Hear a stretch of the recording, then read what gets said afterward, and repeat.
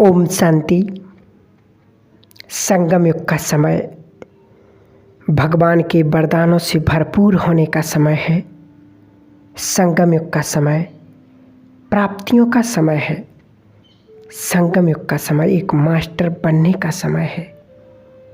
संगम युग ही कल्याणकारी युग है। बाबा ने गुणों के खजाने, ज्ञान के खजाने, योग के खजाने और समय का खजाना, अगर हम समय का महत्व इस समय नहीं पहचानेंगे तो हमारे संकल्प श्रेष्ठ कैसे होंगे। ज़्यादातर मनुष्य आत्माओं का मानसिक स्थिति देखें तो 90% संकल्प पास्ट के होते हैं। मानव से आत्मा के प्रेजेंट टाइम की वैल्यू का पता ही नहीं है कि मुझे क्या करना है और क्या हो रहा है। अभी समय अनुसार शायद ब्राह्मण परिवार में भी ऐसी हालत है। समय की पहचान नहीं है तो आपकी पूरी संकल्प की साइकिल उल्टी फिरती रहेगी, पीछे जाती रहेगी। पास्ट में यह होगा, ऐसा होगा, यह होगा, बीच में ज्ञान मंथन के लिए भी जगह नहीं होती है। बाबा ने कहा यह सूक्ष्म चीज है।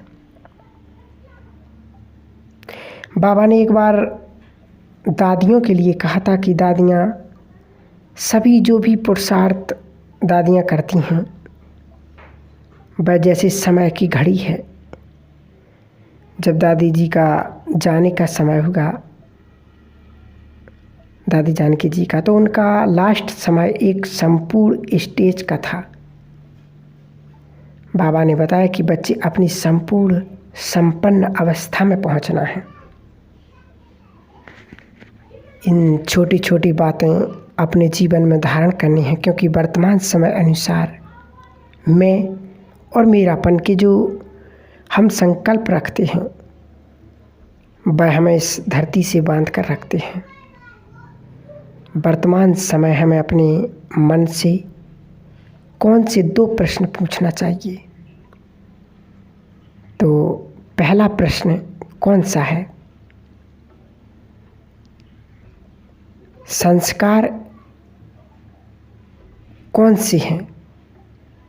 हमें अपने आप से पूछना है कि कौन सा संस्कार है या कौन सी ऐसी बात है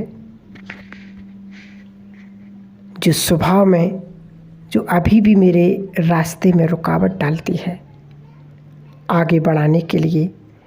कौन सा ऐसा संस्कार या कौन सी ऐसे स्वभाव हैं जो मेरी जीवन में रुकावट डालती हैं, जो आगे बढ़ाने में रुकावट डालती हैं।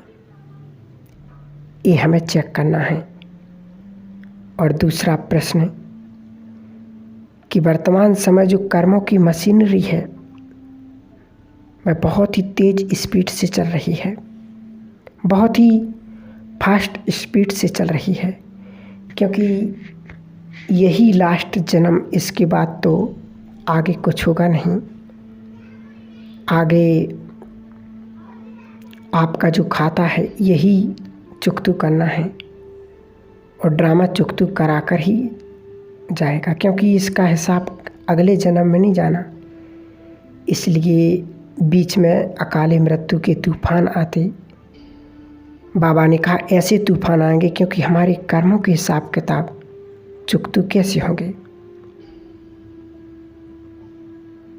2 घड़ी में ही चुकतू होते हैं। एक जन्म की घड़ी, गर्भ जेल में कर्म के हिसाब किताब चुकतू होते, और दूसरा है मरने के समय। तो इसलिए लौकिक के हिसाब से देखा जाए तो अकाल मृत्यु के कितने तूफान चल रहे हैं, क्योंकि यह टाइम कहता है अब टाइम इज अप एवरीबॉडी। माना कि हिसाब किताब हमें यहाँ ही चुकतू करने हैं। चाहे आप मौत खाओ, दूसरा जन्म लो, चुकतू तो यहाँ ही करनी है। कई लोगों ने तो कोविड के समय चुकतू भी किए हैं, लेकिन जब तक संस्कार परिवर्तन नहीं हुआ तो दूसरा जन्म लेना ही पड़ेगा। तो वर्तमान समय है अनुसार मुझे अपने आप से पूछना है, तीव्र पुरुषार्थ द्वारा मैं कहाँ तक मेरे कर्म के साथ हिसाब किताब चुकते हुए, तीव्र पुरुषार्थ द्वारा कहाँ तक कम से कम हिसाब किताब चुकते हुए, और कहीं पर भी अभी अगर बोझा महसूस होता है तो यह निशानी है, क्योंकि यह समय है उड़ने का, जल्दी जल्दी उड़ना, सब बातों से ऊपर जाना, क्योंकि माया बहुत रॉयल रूप से आएगी। समाप्ति का समय है। मन बहुत ज़्यादा विस्तार में नहीं जाना चाहिए ना, संकल्प का विस्तार नहीं होना चाहिए, बोल का विस्तार नहीं होना चाहिए। अभी टाइम टू बैकअप, घर जाना है। आप और आपके संकल्प का विस्तार अभी करेंगे तो अंतिम समय में आपको भी भोगना पड़ेगा। हिसाब तो आपको यही चुकता करना पड़ेगा, भोगना पड़ेगा। इसलिए क्यों फालतू संकल्प कर रहे हो? समझ में आई ना बात? हमें बहुत स्ट्रिक्ट रहना है। मुझे अपने विचारों को कट करना है, स्टॉप करना है। जैसे लौकिक दुनिया में जिन्हें ज्ञान नहीं, जिन्हें बाबा नहीं मिला, वह तो अपने मन के हिसाब से चलते हैं। मन में जो भावनाएं आई वही करते हैं। ज्ञान या श्रीमत के आधार से नहीं चलते। अंदर की भावनाएं जो कर्मेंद्रियां जहाँ पर ले जाती हैं वहीं भागते हैं। और हमारे पास श्रीमत है, बाबा है। श्रीमत एक फ़िल्टर होता है। फ़िल्टर क्यों रखते हैं? जैसे गाड़ियों में देखा होगा एक फ़िल्टर होता, तो वो क्यों रखते हैं? सफाई के लिए। एग्जैक्टली जो कचरा है उसे निकालने के लिए।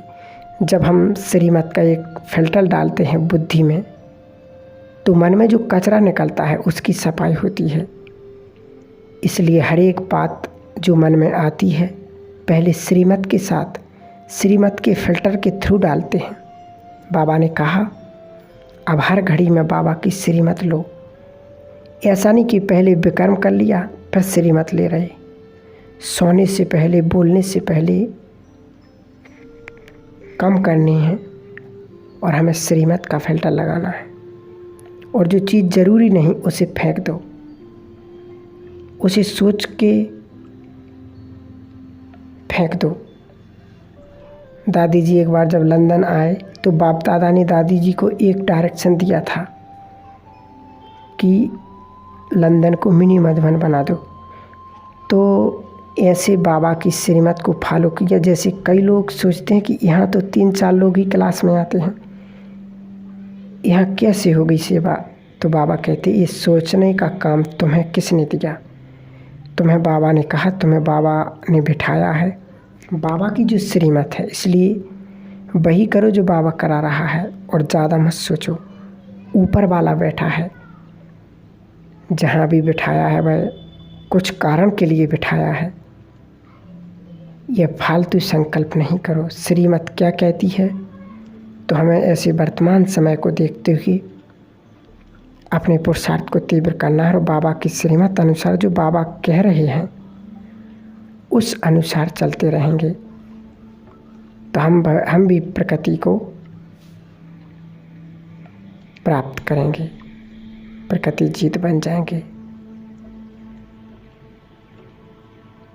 और स्वयं भगवान हमारा साथी बन जाएगा। इसलिए हमें इस बात का बहुत बहुत ध्यान देना है कि बाबा मेरे साथ है और अपने संकल्पों को पॉजिटिव करना है। इस बात का हमें बहुत बहुत ध्यान देना है। ओम शांति।